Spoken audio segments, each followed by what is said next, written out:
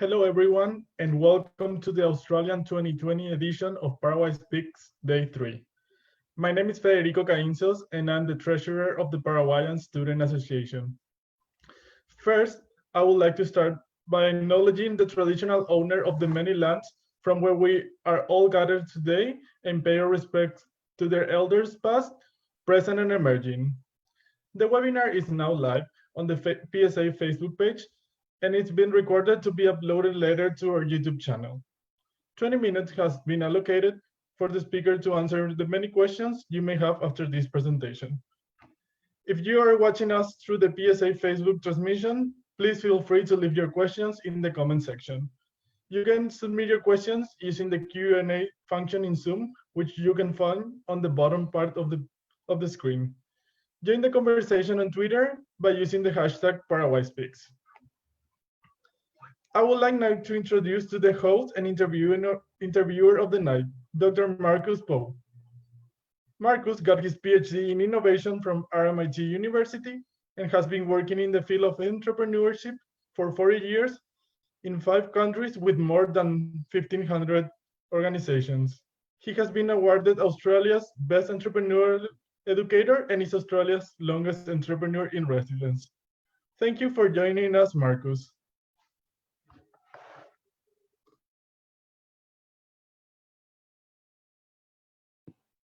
Thank you very much for the introduction, and I'm very pleased and honoured to be part of your wonderful initiative to promote Paraguay, promote entrepreneurship, and promote especially the endeavour of all the students I've met over the last 2 years.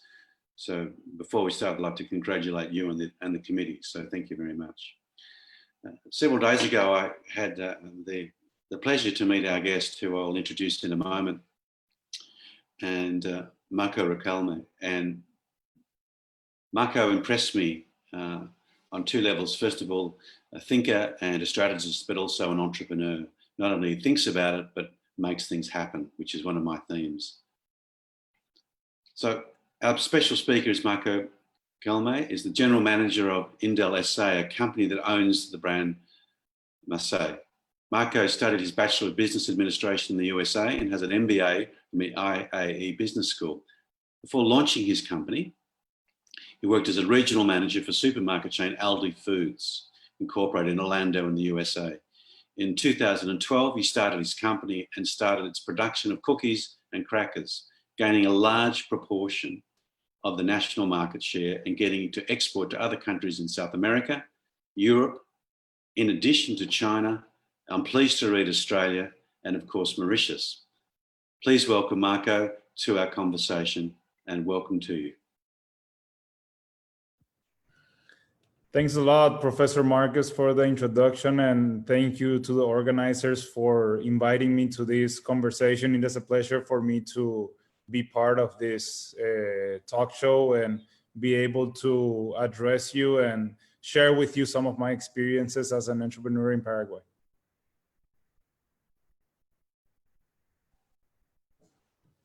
Do I go ahead and start?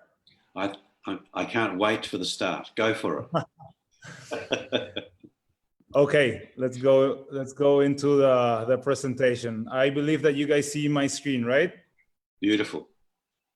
All right, excellent. So before starting, I would just like to let you know that my favorite thing from Australia is the Australian Open.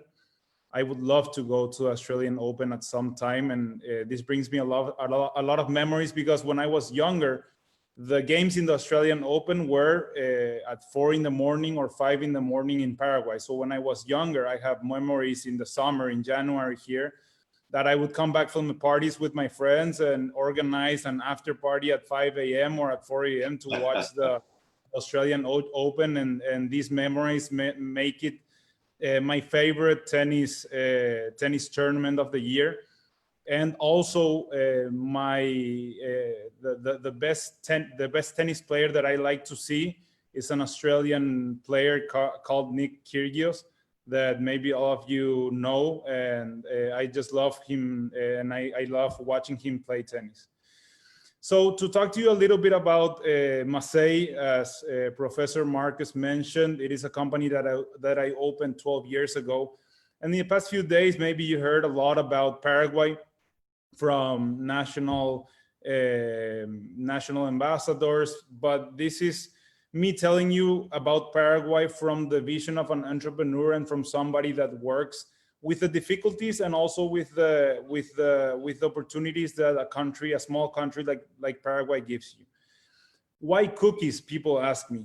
Well, when I was working in Orlando in Aldi in a grocery store, I started researching about industry in Paraguay, and really Paraguay in the past has been an importing company for all of the foreseeable past. And actually, since 2012 was opened the first cookie company in Paraguay. Before 2012, no cookie company was open, and 100% of my competition is imported. So making a double click into this cookie business inside Paraguay, I found out that all of the cookies that were sold were cookies of high value, brands owned by multinationals. So the first decision that I had to make was, well, do we go with a cheap cookie that sells with the value of price and only price? Or do I go with the creation of a brand, which is a much more difficult road, a longer road, and a much more expensive road? But it is a road that gives you customer loyalty in the future. So we chose option B. We chose the option of creating a brand. And this is a big paradigm shift in Paraguay, because not only we have one of the only industries that produce food inside Paraguay, but we have one of the only industries that create brand inside Paraguay, which is something that has revolutionized industry somehow and had set an example for other industries, small and big, to be able to create brands, invest in their brands, and be able to compete with multinational brands this way. So we are very proud to be inside Paraguay, the pioneers of food industry, value-added food industry, and we are very proud also to be an industry that creates brands and that exports. Paraguay produces food for about 70 million people, but in our 7 million people population, we have people that pass hunger, and we have people that go through unemployment, and we have a lot of people that live in the countryside with no electricity, with no healthcare. So this is the first issue that we address with Mazzei, because what we are doing is industrializing the country. And this way, if other entrepreneurs follow the example, we would be able to import people from the outside of the capital and be able to provide them with healthcare and with housing through the creation of more jobs, formal jobs, which is what the industry does for a country. So to be able to start our presentation, I would like to share you one of my favorite quotes, which is actually by Wayne Gretzky, but I got it from one of my favorite shows in TV, that says that you miss 100% of the shots that you don't take. And this is the first learning experience that we had inside Mazzei, and something that we introduce in the culture of the company, which is don't be afraid of failure. The majority of the people are afraid of failure, and this is why they don't even try. Some people are afraid of failure because they will lose money. Other people are just afraid of failure because they will lose their jobs.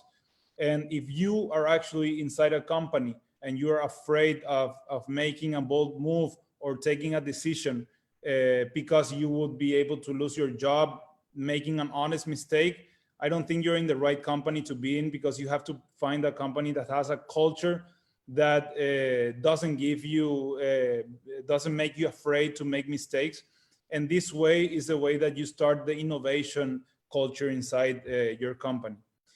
And today you say, well, I want to create a brand. So I go to a supermarket and see what brands you have inside the market. And then I go to Amazon.com and just put, cookies in Amazon. And I really get overwhelmed because of the amount of brands that we have today in the world. We have local brands, we have international brands, we have multinational brands. We have brands that got bought by multinationals. We got brands that went out of business. We have new brands every day. So this is when you think about this and say, well, I don't think innovation, I don't think entrepreneurship is the deal for me, because really, I think I have to innovate and I have to invest a lot to be able to create a brand. And this is one of the paradigm shifts that I want to transmit you as well, because we really have to bring innovation down from the pedestal. People think that innovation is waiting for that eureka moment and be able to create something that didn't exist before, and being able to invent some new technology, such as Elon Musk did, or invent a cure for an uncurable disease. But really, innovation is just sometimes mixing two things that were never mixed before. One example that I like is, for example, you have the invention of the wheel in one hand and the invention of the luggage in the other hand. And how many years did it take for the wheel and the luggage to come together as one invention and change the whole luggage, the whole luggage industry? So you don't really have to be a genius to be able to innovate. You just have to think different. And this is what we did with chia crackers. When we started the industry in 2012, what we did was the first mistake that I talked about. We went to the supermarket shelves, we saw the rankings of cookies, and we got the leaders of each market tried these products and tried to replicate the exact same product. The first 2 years were really hard, where our EBITDA even was negative in the first 2 years every month. So it was very, very hard time for us. And ending the second years, we kind of stopped and thought about what we were gonna do next, because obviously what we were doing wasn't working. We were failing. We weren't discouraged because of this, but we were failing, and we had to acknowledge that we were failing to be able to change our course. And this is where, first of all, what we did was eliminate the structure that we had before. So this is when I became personally the industry manager, the sales manager, the marketing manager, the pretty much everything but the financial manager, because I'm not very good with numbers. I'm more of a salespeople. So I kept my financial manager right there in his seat, but pretty much everybody else had to leave the company because our sales weren't achieving what our Excel was making it to be. So in that time, chia seeds were very, very popular. And Paraguay was and still is the first chia producer in the world. So we had this whole wheat cracker that we were making that was the same as the competition. And we just threw some chia seeds inside the mixer to see how chia whole wheat cracker would come out. And when it was out of the oven, we just fell in love with the product, and we said, hey, here is the time where we have to launch a chia seed. And in that time, I usually walk a lot through the market, and I like to talk to our customers. We are a B2B company, B2B2C. So when I was talking to customers, which is mom and pop shops in the majority in Paraguay, some old ladies, for example, that attended one of these mom and pop shops, I talked to her about the chia seeds, and she said, yes, chia seeds cure blind people. And this is when I said, okay, this is our opportunity. Obviously, people think that chia seeds are miraculous. Chia seeds are not miraculous. They do bring a lot of health benefits, but obviously they don't cure blind people. But this is what people thought. So we had to, jump into that wagon and take advantage of this opportunity. But it's not only launching a good product. It's kind of trying to presenting a good product as well. So this is when I standed in front of our shelf in a local supermarket of crackers. And we saw the gamma of colors that were practically all brownish and greenish. So I said, hey, let's put white into the shelf so that people would, have a knock inside and be able to see this product, this new white product in the shelf. And let's put the word chia very big so that they feel attracted to this product and feel the need to try it. and then let's retain them as an ongoing customer with the quality of the product that goes inside. We just went through 2 years of losing a lot of money, no more money for marketing, so we had to make our product to be its own marketing.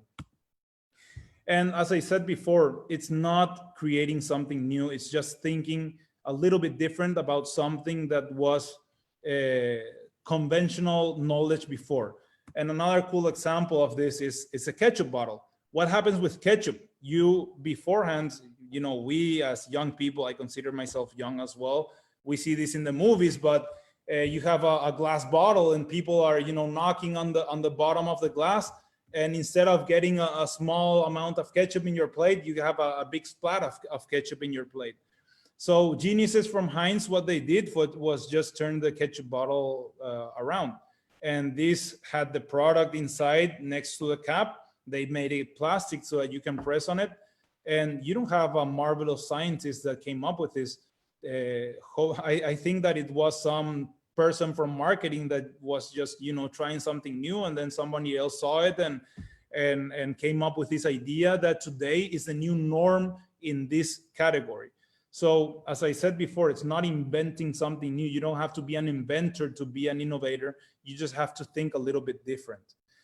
And obviously, creating a culture of innovation inside of your company, eliminating the fear of failure from your people is what makes you successful. And this is why when creating our chia seed with whole wheat, well, later on, doing a little bit of research, a serendipity moment, we realized that it was the only whole wheat cracker with chia seeds in the whole world. So this blew our minds and said, well, this is our opportunity to go into the world and also be able to sell this cracker into unconventional markets for Paraguay. But we weren't going to stay there. So we figured out what other seed was needed in the market in this cracker category. We found out about the quinoa, and automatically next year we launched a cracker with quinoa seeds as well. So this ongoing innovation and the culture of innovation in the company is very important. And one of our goals in the company is that 30% of our revenues come from innovations that came in the last 2 years. So this is a very aggressive goal for us, and it's something that we live by in the company day by day. Obviously, it's important also to, you can be lucky, and lucky is accompanied by action. You can't be lucky without being active, without making decisions. So it's important to act, to decide, to get out there, but it's also important to get to know your customers. And with cookies and crackers, you have two trends that are ongoing around the world. The first trend is an indulgent trend. The indulgent trend is I want to make, a cheat meal, in the weekends from my diet, and I want something that is worth a while for the cheat meal that I have once a week. So this is one of the trends that we're talking about. And the other trend is the healthy trend for cookies and cracker.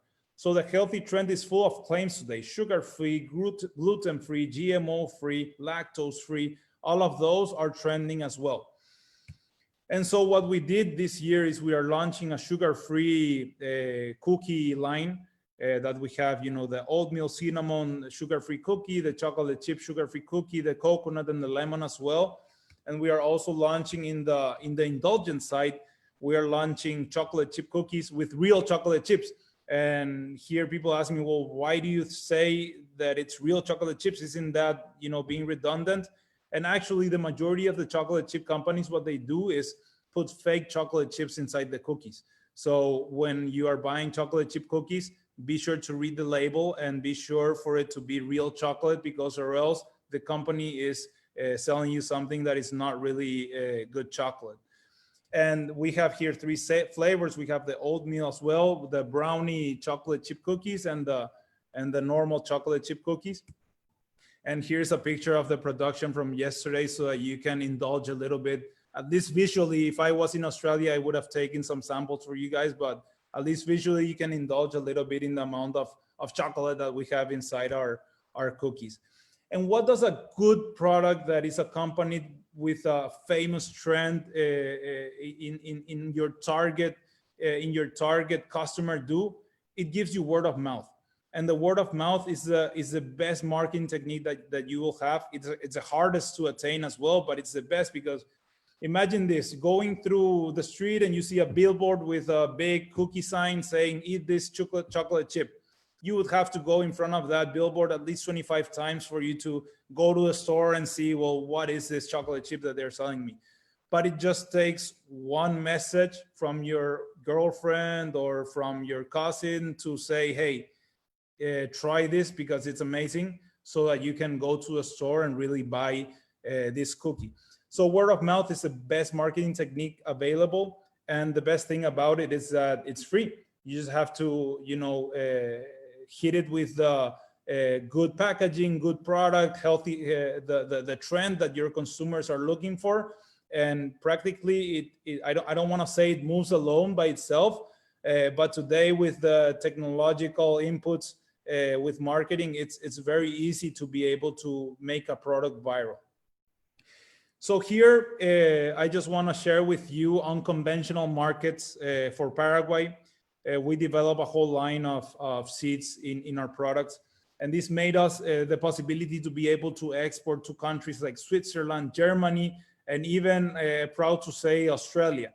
This is, for example, our product from Switzerland. These are exhibitions that we have from Switzerland that we see next to products that I don't even know. And we see that our products are sold at €1 with 90 cents. And a funny thing is that in Paraguay, our products, this same product with a different packaging, is sold with 20 cents from euros. So you think, being in Paraguay, you say, well, I have a cookie company, I will never be able to export to Switzerland. Trying is for free, and the worst thing that can happen is they say no. So this is what I go with again, saying don't be afraid of making that trip and of failing. Be able to go there, feel proud of your product, sell it with passion, and I'm sure that you will have success. These are just more exhibitions from Switzerland that I'm showing you. And here we can see the product that we sell in Australia. So in Australia, once again, getting to know the consumer, the consumer from Paraguay is not the same as the consumer from Australia. So here our distributor, what he said was, I love your cookies, but your crackers, but we don't eat them as you eat them in breakfast or with a coffee. We would like to eat this with a piece of cheese and with a glass of wine. And I told him, well, let's dress the crackers so that they will be attractive for the consumer that wants to eat something like this with a wine or with some cheese. So we changed the name to Shell Point, and we also dressed it a little bit more to be able to go out at night. We gave it a black dress, and we made it very pretty for people to want to buy this to share with a glass of wine. This is Mike. He's from Australia. He's our client, and he came to inaugurate and give luck to the first day of production of the crackers. This was about 2 years ago, and we are very proud of this. In the dorsal of the pack, we have product of Paraguay. And you would think, well, everybody does this. In Paraguay, not everybody does this. It's very strange to find a product made in Paraguay in any other shelf in any other country of the world. So this is something that we are very proud of. And here is an exhibition of our crackers in Australia. And also there's a big social part to this as well, that in Paraguay, unfortunately, the social part is not very marketable yet. But all over the world, it's a trend that is starting to work with fair trade and some other organizations that help you out with this. So chia seeds in Paraguay are produced by small agricultural families. It is a second income for them because they grow these seeds in their backyards. So this is a simple way to explain it. So what we did with the company is we said, well, these seeds are giving us so much success. Let's go visit the people that make these seeds possible for us. So we took a 5-hour trip with 25 people from our company, and we said, let's make a day out of it. Let's rent a bus and let's share this experience with these people. We went over there, we cooked for them, we got to know them, we got to know the places where we lived, where we went into their houses, we went into their schools, and we were just mesmerized of what we saw, the whole different social quality and quality of life that these people have. If you see out here, you see chairs that for school. These children actually go to school outside. So the days that it rains, they don't go to school, and the days that it's cold, they are really, really cold in their school chairs and school tables. So it is really something that changed our mind about these farmers that grow these seeds with their families. So what we did was said, let's try to make this trip once a year, and once a year let's take something new for them. Something small like making a new bathroom for their local school, something small like giving them some money to make something else for their neighborhood. And this is what we have been doing for 3 years now, and this fills us with pride as well. So what happened here is that it rained the day that we went. And since we had about 3 hours of dirt roads to get there, and our bus isn't a Jeep, our bus got stuck in the middle of the mud. So, we help these people, and this makes us feel good. But think about you being part of a company that makes this 5-hour trip into the country, and in the way back, you got stuck in the mud. It's a really team building experience for us as well. So, parallel from helping these people out, we bring our team together, we bring our company together, and this has real value for the future. And, talking about trends, young people today want to be part of a community, and they don't just want a job. So it's very important to create these types of activities as well. And I'm gonna finish out with my favorite quote of all, which is in Spanish. It's from Charles Chaplin. I'm gonna traduce it. It says, we shouldn't be afraid of making mistakes. Even the planets collide, and from this chaos, the stars are born. So this is all for me. I want to leave a lot of time for the Q&A because I feel a lot of value in that. These are some of my information. So anything you need, anything else, feel free to contact me. Thank you very much. Thank you, Marco. And that was fascinating. And I think I can speak for those listening and those that will be listening on the variety of platforms, is that what you outlined for me is clear, to the point, and a challenge for those listening.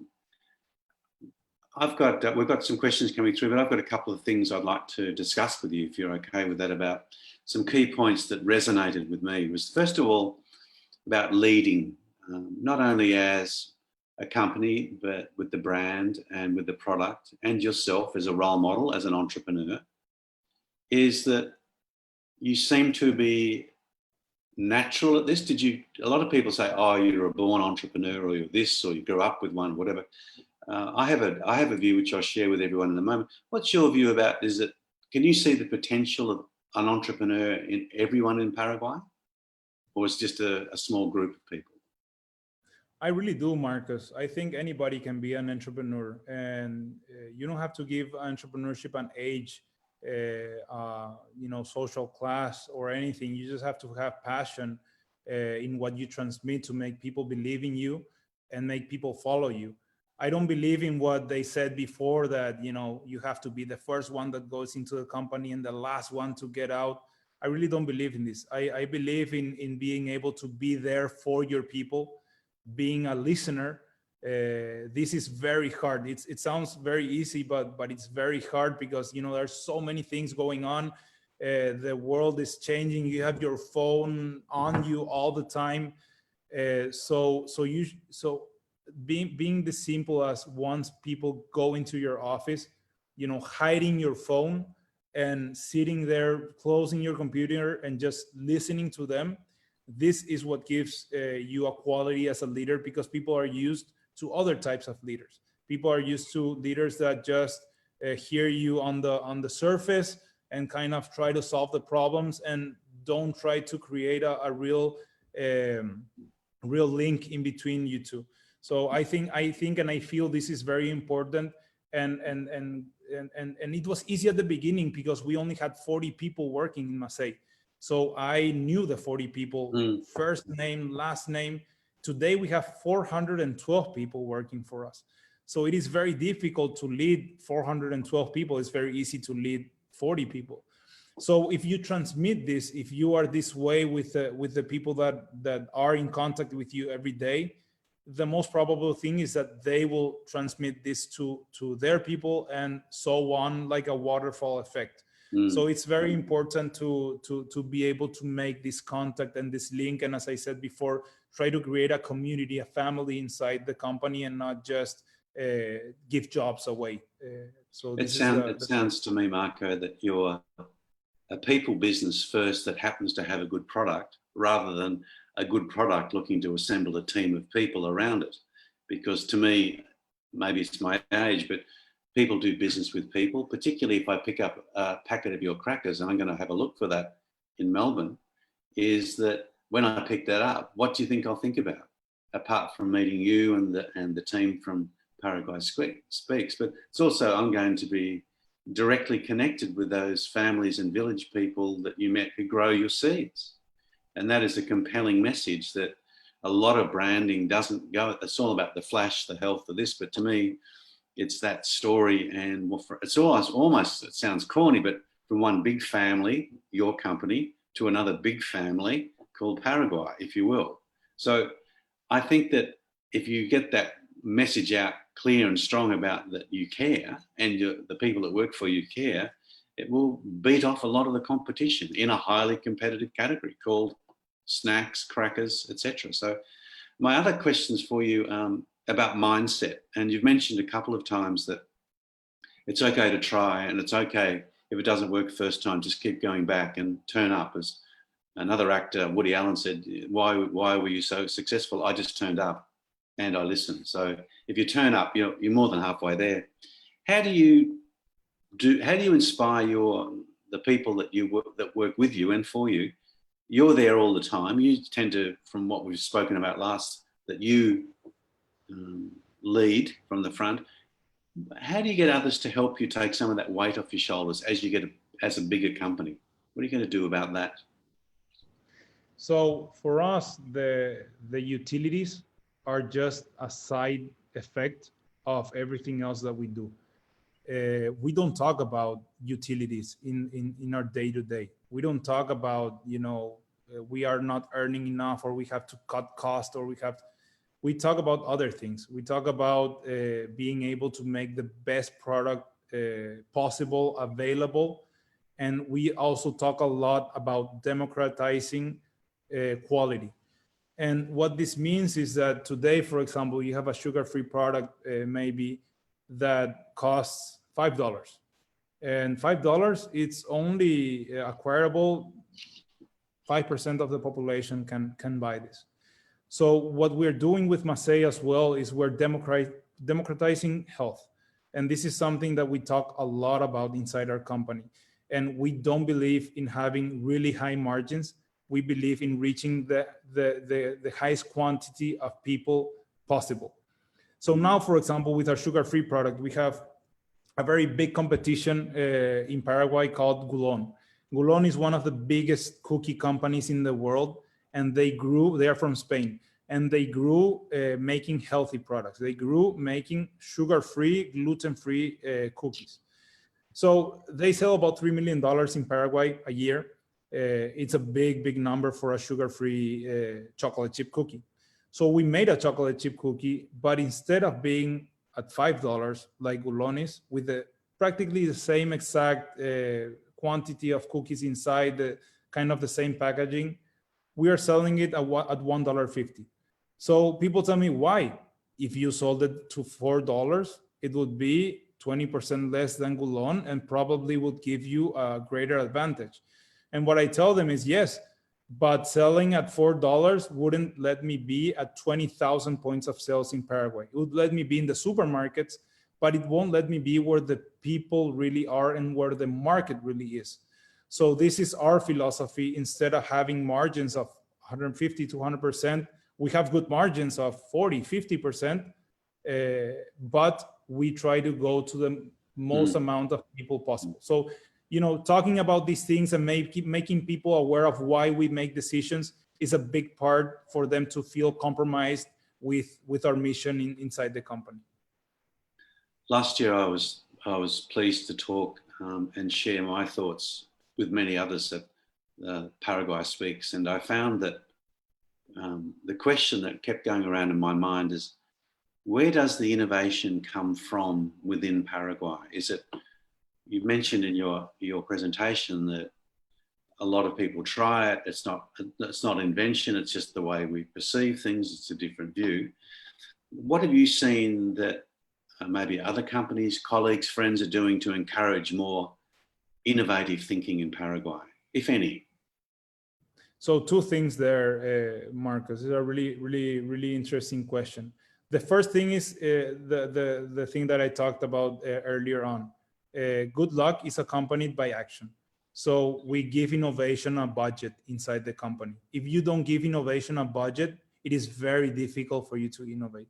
So we give innovation a budget and we give innovation a team. It doesn't matter if the leader of innovation is also the marketing manager or the sales manager, but they have a team formed an interdepartmental team that you have somebody from administration, somebody from factory, somebody from sales. And this is what creates it value, because you give them a structure, you give them a budget, and they have to respond. In this case, I am the leader of innovation inside the company, because it is one of the pillars. Innovation and quality are the two pillars. So those are two roles that I feel very comfortable with, and I really like being there. So in this case, I am the leader of innovation. I have an innovation manager today. Before I didn't, but I give them a budget to be able to try new things. And we have a meeting every Friday that we compel this team to have two things ready for us. One, new products to try. It doesn't matter if they went out to the market and bought the competition and we tried that, or it doesn't matter if they went into the lab and created some weird new cookie for us to try. So we tried this. And the other thing is investigation as well. They have to be able to investigate and see what is available in the trends, in the world, in the ingredients, in the fairs, to be able to really have a good understanding of what the market worldwide is doing. So this is in one hand.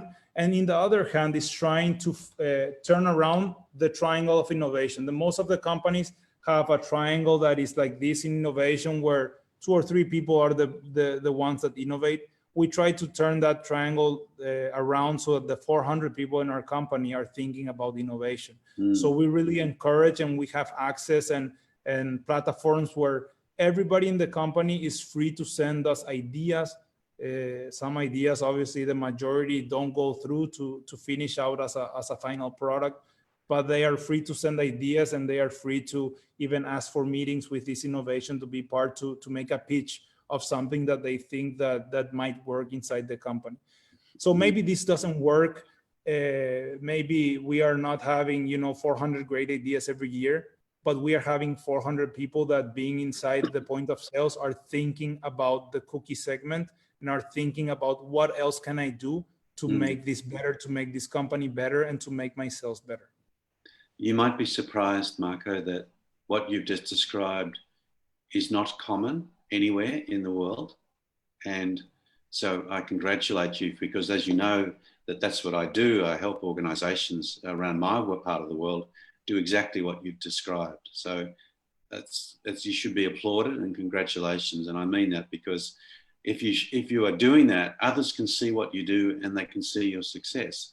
So there's an opportunity, going back to brand, is that you don't have to say the word innovation, you're just doing it. And, is that all it is? It takes the mystery out of it, like I've got to invent a new light bulb every 2 days. No, what are you, crazy? No, they're the sorts of conversations. How about we ask, I think there's some questions coming up. We might see what questions have been raised. And then as we go along, I've only got one more question a little bit later on after this. Is that okay with you, Marco? We take some questions from the listeners. Yeah, the organization didn't provide me with water, so I have my water bottle here with me. I hope it's got your brand on it. So, Federico or Alexandra, do we have any questions we can, or do we just do that ourselves on the Q&A? What's the best way to do that?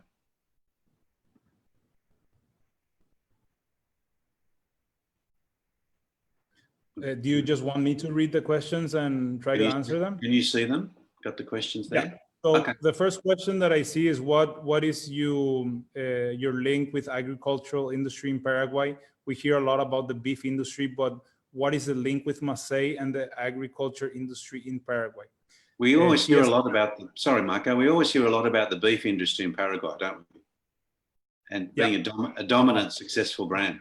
Maybe this is your chance. Let's talk your sector. Okay, and the question continues, in chia seeds are one of the largest exports in Paraguay, and how do this affect your work profit margin? What quality of chia seed goes into your crackers? And usually the best of a country's produce gets exported. So to answer this, really, I said before, we feed about 70 million people a year with what we produce in Paraguay. It is a big agricultural, and you know, everything that comes into the country is from exports, and this is very bad for industry. And why do you say this, Marco? Is because we have the curse of our lands. And this means that because we have so many good lands in Paraguay, we haven't been concentrated as a company to be able to create formal jobs, formal industries, educate our people so that they can be something else. And this is, you know, you give or take some things, and this is the best thing about Paraguay, but I think it's one of the biggest curses that Paraguay has as well. And with respect to the chia seeds, we have a very big quality control department. Sometimes we do have exporters that you know, mix some bad chia seeds with good chia seeds to send us, but that doesn't go through our quality control. So we take really good care of this inside the country. But after we started doing contact with these people inside the village that I was talking about, we actually told them, hey, chia seeds are a very small percentage of our selling price. If you give me you know, an increase in your price, this wouldn't really affect me, and I wouldn't have to change the price of my products. So why don't you just sell me the chia seeds a little bit more expensive than you sell anybody else in exports? And if you increase the price in exporting, you increase 100% of what is inside the container.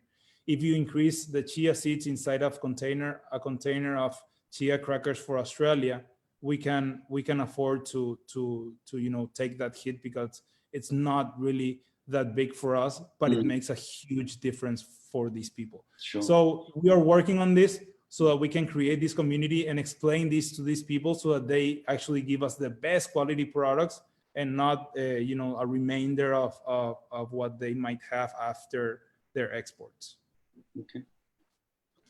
Okay. Another question is, I can read the next question. Okay, great. Sorry.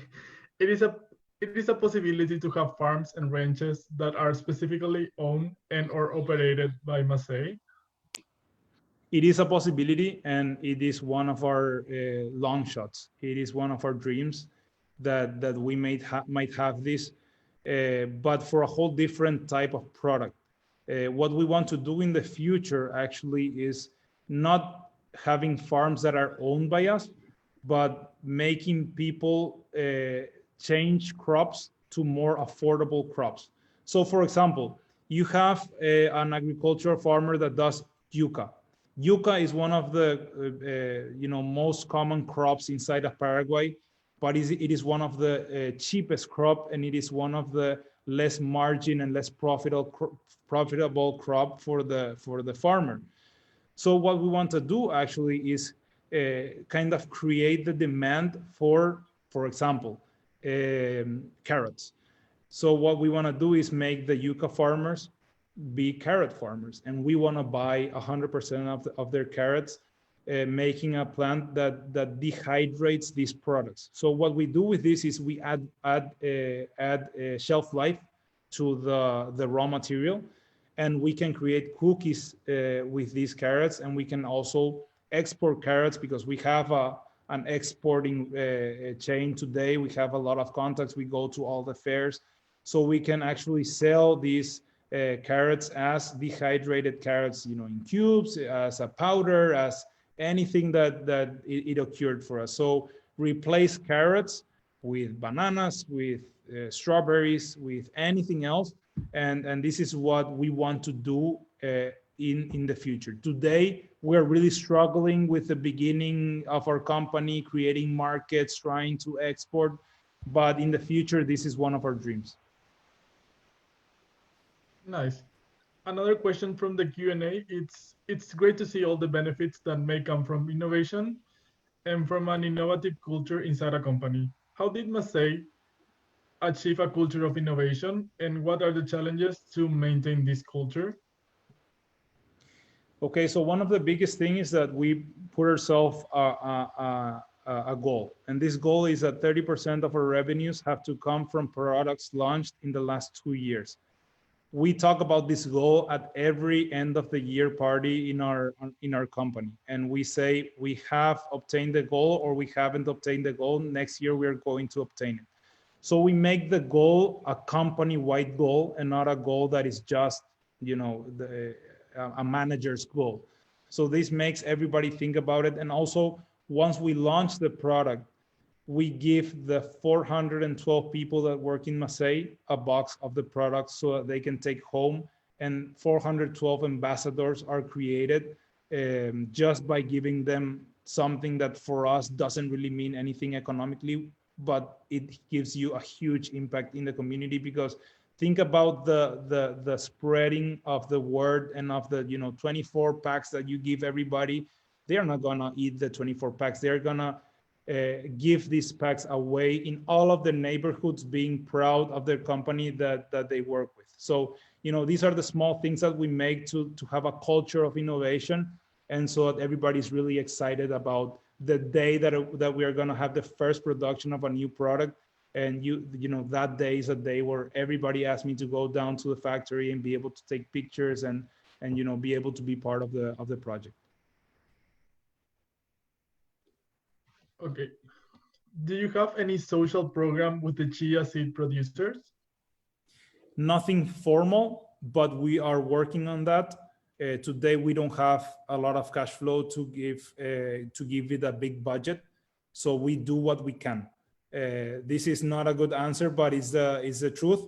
And we are working on having a really good social program in the future.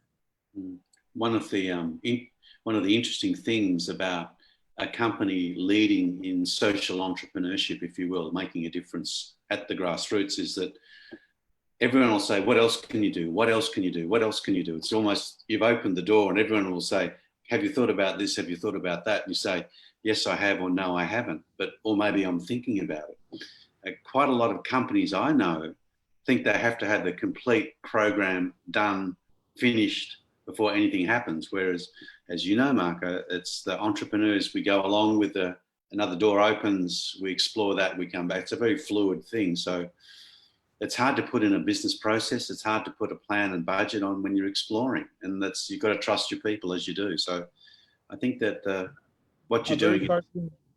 A very hard thing, Marcus, there that I think is very important as well, is being able to forget about some ideas that you had that maybe are not the best thing for the company at that time.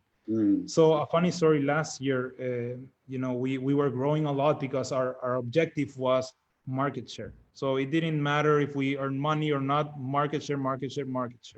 So, we went to the banks at the end of the year and they said, well, what happened to the earnings? And we said, look at the market share. So this is kind of what we did for about 4 or 5 years. And last year we said, well, let's start looking at the bottom line, because we have to start paying our debts and start, making the company a little bit more profitable. so that we can keep the dream that we have to make a multinational company out of this small Paraguayan entrepreneurial. So what we did there was, take a look at our portfolio. And in our portfolio, we found that we had a lot of products that were occupying space in our warehouse. Occupying space in our warehouse means that you have money that is standing there without being moving. And we took a big hit because they were products that I was completely in love with, but I had to assume losses in what I liked to be able to do the best thing for the company. So this is kind of good when you think of a multinational. You have a general manager that it's kind of colder, it's not the entrepreneur, and he says, if you don't reach this objective, just discontinue the product. It's very hard when you are the entrepreneur. You have to be able to think cold sometimes when you're thinking about products that you love.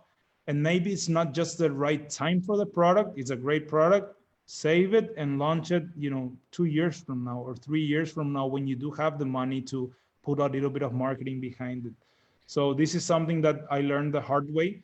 And today, my innovation team helps me out with it, because I really listen to them. If I have an idea that doesn't validate in between all of the people that join this team, we just change it for the next one.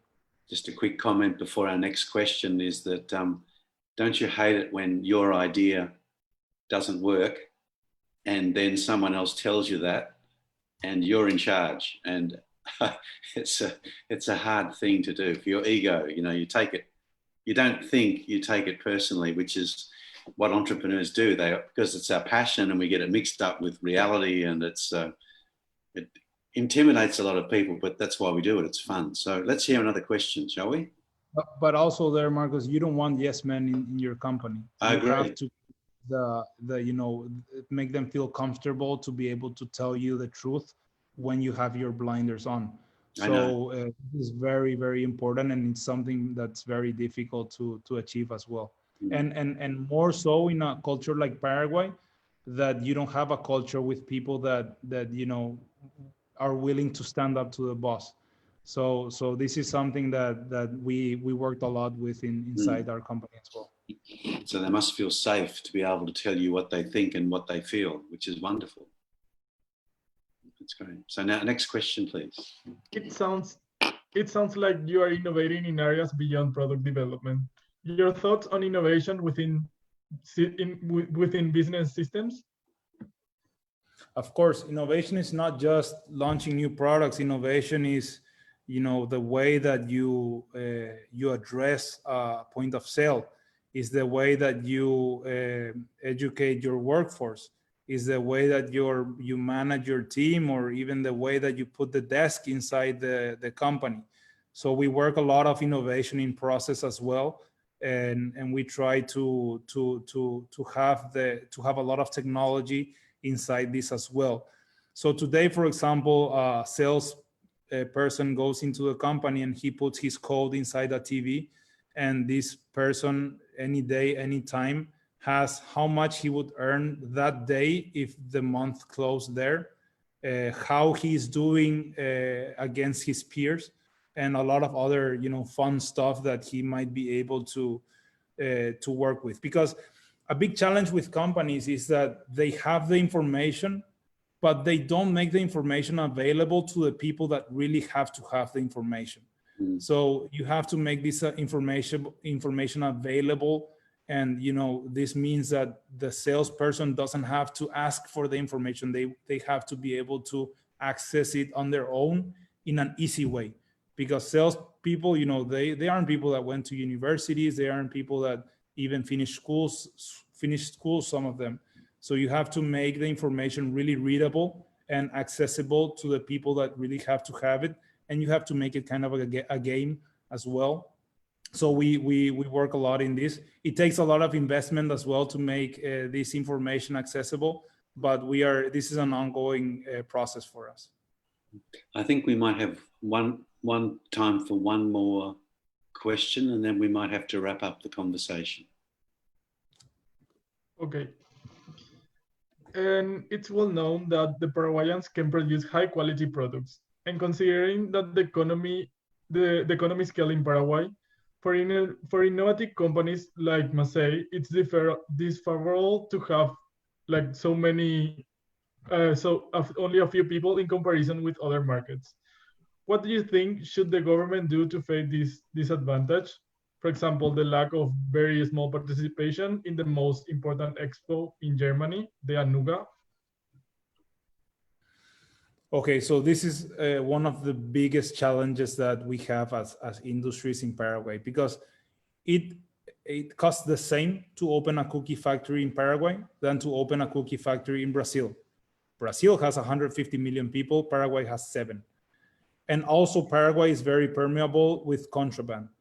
30% of our market of cookies inside Paraguay is from informal and contraband cookies that come from Argentina and Brazil because of the disfavor of the change in their coin and the economy of those countries. It doesn't have anything to do with production or efficiency. It just has to do with some economic values. So this is very hard, and this is why I think that industry leaders in Paraguay are really heroes, because they really go against the wind in everything that you can think of. Being a big exporter of raw materials, of meat, of soybean, gives us a really high introduction of dollars inside the country every year. This makes that the dollar change in Paraguay be really low. So this doesn't give us competitiveness inside Paraguay. It makes us really weak next to competition in Argentina or in Brazil that don't have this, and that they have a very big fluctuation in their dollar. And every year their dollar makes their industries more competitive in the market. So today, for example, we're suffering this because we have about 7% of the market in Uruguay. And in Uruguay, what happened is that they devaluated 25%. So our distributor called me and he said me, hey, I have to give the product an increase of 25%, or you have to give me a discount of 25%. And I told him, well, Paraguay didn't devalue. It has the same dollar value. So I can't give you a discount. I'm giving you the best price possible. Isn't the competition going up in price as well? And he said, well, the competition here is from Brazil and Argentina. Argentina devaluated 55% and Brazil devaluated 85%. So they are actually being cheaper than they were before. So we had to actually access to a lower margin ourselves, just so that we can keep our competitiveness inside Uruguay. So this is why it's very difficult to be in Paraguay, because you can't even access the markets of Brazil, Argentina, Uruguay, Chile, because of what I'm talking about. You have to go to dollarized or euro markets to be able to maintain your competitiveness. So this hardship make me be able to explore unconventional markets and being able today to export to unconventional markets. And today, 70% of our exports are outside of South America. So, you know, this is kind of what we had to do because of all of this that I was talking about. Certainly sounds like there's ongoing challenges, but many opportunities. So I think that will bring us to a conclusion for our conversation. I'm going to hand back to Federico in a moment. But first of all, Marco, I really do appreciate your time and thoughtfulness and consideration for this conversation. On a fellow entrepreneurial note, I admire what you're doing and I know how hard it is. Also, that you do have a direct connection into Melbourne, that's me, and with everyone else from the Paraguay Students Association. And get me ticket for the Australian Open, or I knew you were going to say that, and I might see you at the tennis if we're allowed out of our houses because of the virus. How's that? But I hope you enjoy continued success for the business and good health to you and your family. So thank you very much. Thank you very much, Marcus. It was a pleasure meeting you, and you have also a trip awaiting you for Paraguay. So when the world go back to normal, we will be waiting for you here as well. Thank you. Federico. Well, that was a lively conversation. Thank you, Marcus, for hosting the conference. And Marco, thank you for the valuable information that you have shared with us. Thank you very much to the audience for the questions. I would like to remind everybody that you can rewatch this session on the YouTube channel and on the PSA Facebook page. There were many questions that we didn't get to answer, so we will collate and redirect them to the speaker to be answered in due time. It was a great session today. We look forward to speaking to you again tomorrow in the session, Day 4, the challenges of inclusive and sustainable development in Paraguay. Enjoy the rest of your day, everyone. Goodbye. Thank you very much.